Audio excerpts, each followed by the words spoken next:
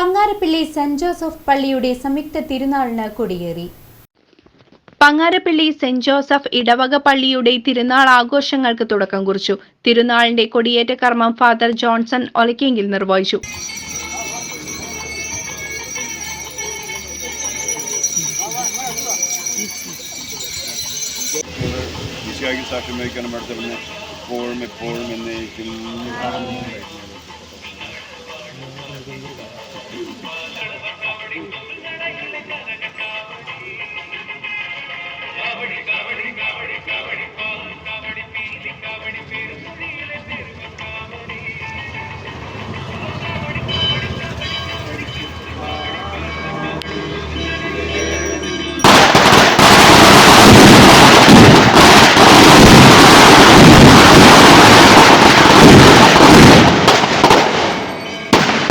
തിരുകർമ്മങ്ങൾക്ക് ചേലക്കര ഫൊറോണ വികാരി referral father Johnson ഒലക്കെങ്കിൽ, ഇടവക വികാരി റഫറൽ ഫാദർ സിജോ ചെറുവത്തൂർ എന്നിവർ നേതൃത്വം നൽകി.